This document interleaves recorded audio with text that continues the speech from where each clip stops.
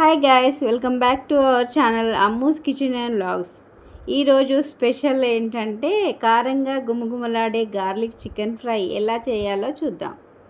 Let's start the video. ముందుగా మనం clean చేసుకున్న చికెన్లోకి 1 స్పూన్ సాల్ట్ వేసుకొని అందులోకి కారం, 1 స్పూన్ ధనియాల పొడి, అల్లం వెల్లుల్లి పేస్ట్ 1 స్పూన్ యాడ్ చేసుకొని చక్కగా దీన్ని మ్యారినేట్ చేసుకోవాలి.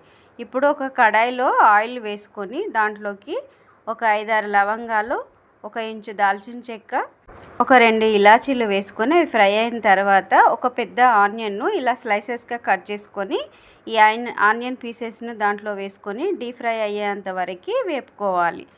దాంట్లోకి మనం మ్యారినేట్ చేసుకున్న చికెన్ని వేసుకొని బాగా ఫ్రై చేసుకోవాలి. ఇది మాడిపోకుండా మధ్య మధ్యలో కలుపుతూ ఉండాలి. ఇలా ఆయిల్ పైకి తేలేంత వరకు దీన్ని డీప్ ఫ్రై ఒక 15 మినిట్స్ వరకు ఫ్రై చేసుకోండి. ఒక 10 వెల్లుల్లి రెమ్మలని ఇలా కచ్చాపెచ్చగా బాగా దంచుకున్న తర్వాత మనం వేపుకున్న చికెన్ ఫ్రైలోకి యాడ్ చేసుకోవాలి. యాడ్ చేసుకొని దీన్ని ఒక 10 మినిట్స్ వరకు బాగా ఫ్రై చేసుకోవాలి. చేసుకున్న తర్వాత దీంట్లోకి 1 స్పూన్ గరం మసాలా యాడ్ చేసి తర్వాత ఒక 4 పచ్చిమిర్చిని ఇలా పీసెస్గా కట్ చేసుకొని యాడ్ చేసుకోవాలి.